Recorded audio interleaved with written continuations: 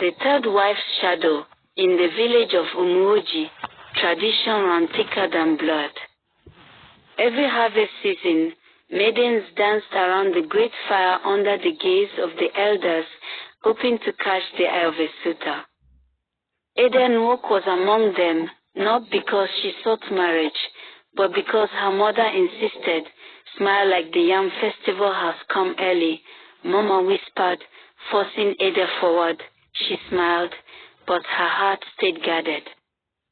Her beauty was known: smooth dark skin, bright eyes, and a grace that made elders pause mid-sentence. Yet Ada had a secret. She had seen the shadow before, not her shadow. Another. One that moved when she was still. One that watched from corners, so when Chief Obinna pointed at her from his regal stool, she felt cold instead of honored.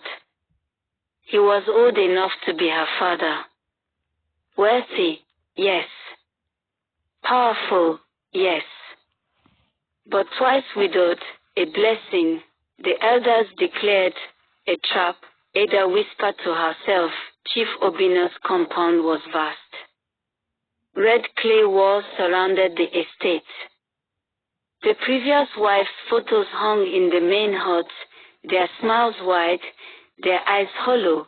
You will have all they had, Obinna said, and more. She nodded politely, noticing that the last wife's portrait had a crack running from her eye to her lips. At night, the crack seemed to widen. The servants avoided her gaze. One, named Ngozi, whispered during bath time, "They don't stay long." The wives, "Why?" Ngozi only bowed and said, "Keep away from the inner courtyard." Naturally, that night, Ada approached the inner courtyard. It was silent, too silent. The courtyard had a tree at its center, a gnarled thing with bark like burnt skin. As Ada stood before it, her own shadow bent, unnaturally. It leaned, stretched, separated from her. She gasped. The shadow looked at her, not mimicked. Looked. Ada stumbled back into the hut. The lamp flickered. Obinna was snoring peacefully. She turned to the mirror. Two shadows stood behind her. She didn't sleep. "Tell me the truth," Ada demanded the next morning. Ngozi hesitated. Then, in the safety of the herb room, she whispered, "The first wife, Neka, died during childbirth. The child was stillborn. But the second wife, Uju, she screamed about a shadow that mimicked her until it dragged her into the courtyard. We never found her," Ada's stomach turned. "Why doesn't Obinna speak of them?" "Because the shadow doesn't follow him. It follows us, the wives." Ada clutched her chest. Her own shadow, behind her, paused. That night, Ada confronted Chief Obinna. "You made a pact." He looked at her, eyes sad. "I needed heirs. The spirits demanded a wife of light. I chose beauty to appease them. So we were sacrifices. You were chosen." Ada slapped him, but he only smiled. "Tonight, the moon is full. The shadow will come. You must give in." She ran.